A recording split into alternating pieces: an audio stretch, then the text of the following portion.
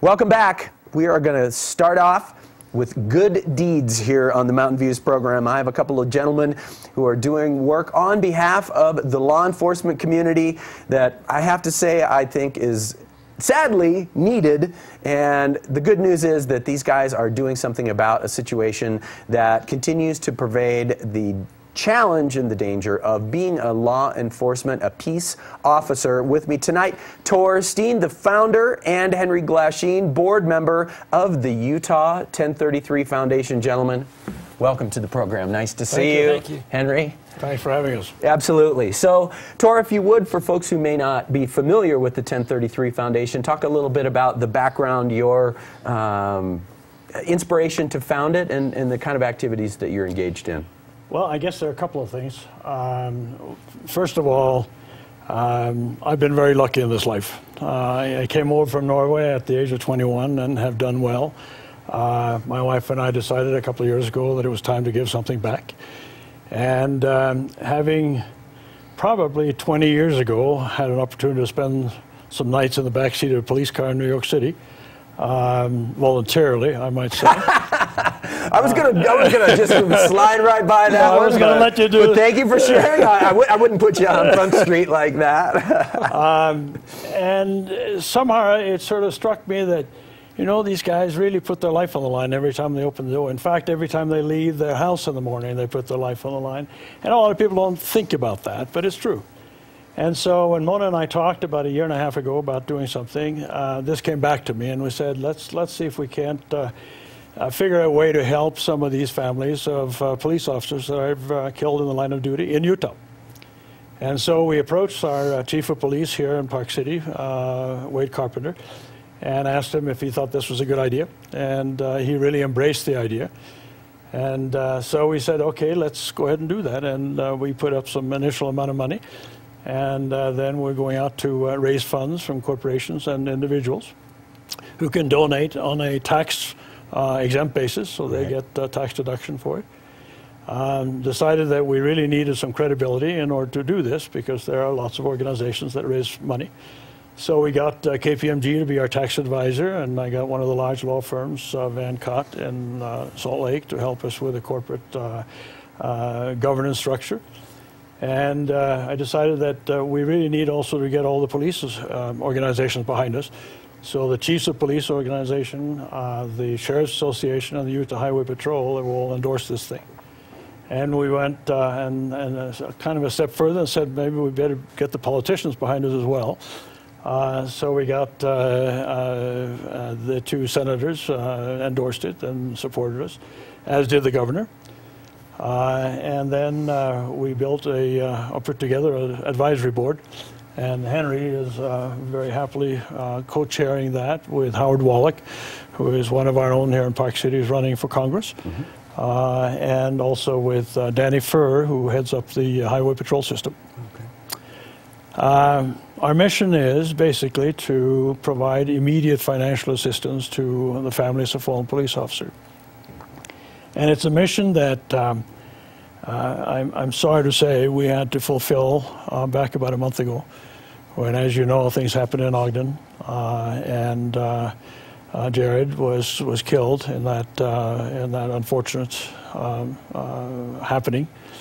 So I had opportunity to drive up the same day he died, actually on Thursday morning, with Wade Carpenter and Dave, our sheriff in Summit County, and presented a check to the widow, Erin, for $25,000, which was a moment that I hadn't thought about coming, but it did.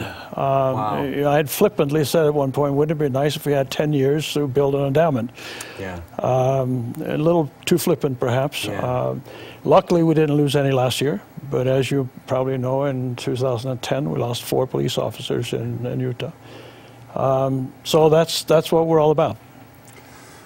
Well, I think it's an interesting, inspiring example of a memory, a thought, an experience that you had a while ago, and one person, a fortunate, accomplished person who has a passion for an idea, and the way in which you've been able to rally a group behind it, to me, is there's no question, there's no shortage of good causes, and this is nothing if not a brilliant cause. But not every cause is so fortunate to have gentlemen like you behind it that have the wherewithal, and not just the financial side or that sophistication side, but also the smarts on how to rally support. Henry, if you would talk a little bit about your involvement, how you became involved, and what your thoughts are for the future.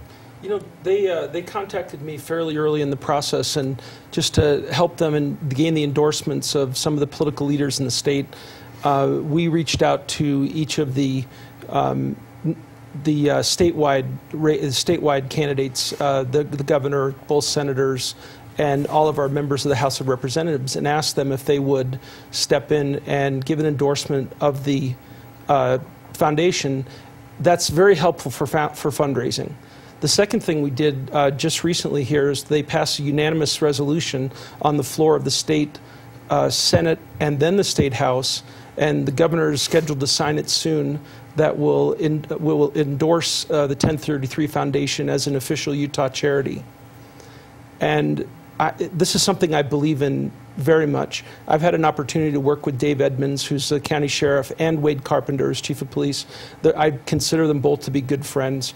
And this is something that when we get together to talk about this, there's an enormous amount of passion in the room. I mean, everybody just really likes to do this.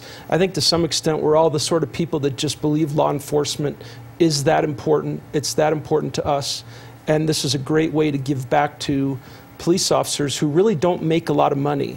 And if something like this happens, it's so immediate. And if they're living paycheck to paycheck, this gives them the ability to, you know, get their bearings, pay their bills, not worry about finances, and move forward in a positive way.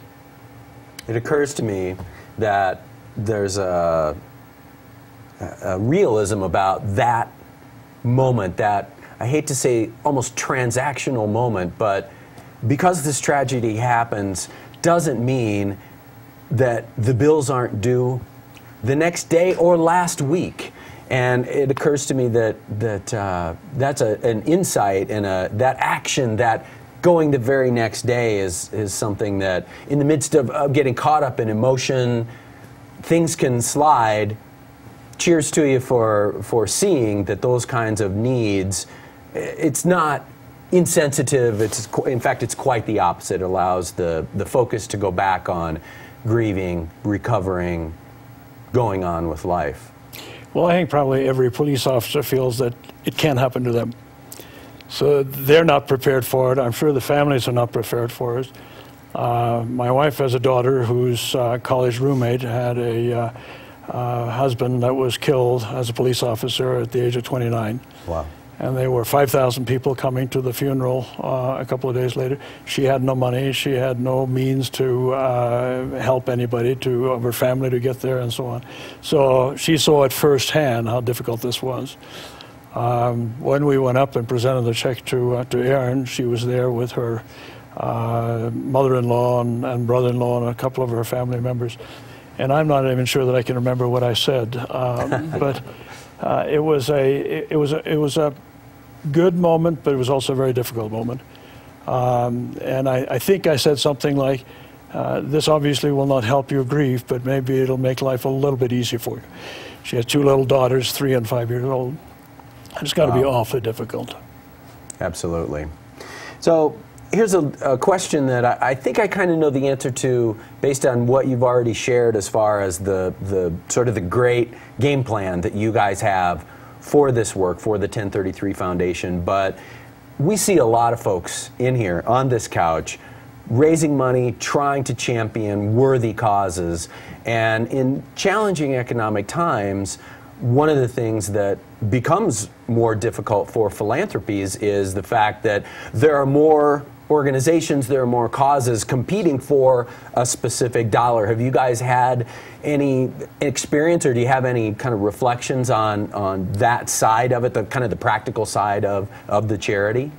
Well, we've really only just started, but I'm happy to say that Zions Bank stepped up and given us a large contribution, which has been very helpful. Some private individuals also have done the same thing. So far, we've had some pretty large contributions. But one of the things that Mona and I really would like to do with this, and the two things that we want to do in the future, eventually we want to build it so that we can actually include firefighters in this thing as well. And also we'd like to take it statewide so that someone who can only afford to give $25 will feel good about the fact they've supported a really good cause. I am a fairly ambitious person, and so my goal at this point is to build an endowment large enough that we can provide scholarships for the families of fallen police officers, but also so that we can provide scholarships to any police officer in the state of Utah, of which there are about 4,000, including all of them. So that's part of the future plan. Excellent. Final question before we take a quick break. Talk about where the name comes from, because I'm not familiar with what 1033 refers to. Well, as I said, Mona and I first went to Wade Carpenter to ask him if he would embrace this concept, and he did. And so we were kicking around, what should we call it? And he said, no, use 1033, because that's the code name for officer in trouble. Yeah. And we wanted Utah in there, and of course Foundation, so the Utah 1033 Foundation kind of fell naturally into place. Excellent. It does kind of have a good cadence to it. I managed to remember 1033 even though I didn't know the reference, and it is a sad one indeed. But and the web domain address is utah1033.org. In case any of the viewers would like to log on and provide even a small donation, every bit helps. And a great point, and let's Henry, hope we never have to use it. Absolutely. That being said, the reality is that the work that you're doing needs to be done. And there are officers out there every day who are at risk. They never think it's going to be them, but some days it is one. All right, we're going to take a quick break. We're going to keep our same panel here. Tor and Henry are going to stay with us. We're going to switch topics to town hall meetings, but a quick word from our sponsors, and we'll be right back with Tor and Henry after this. Stay tuned. Okay.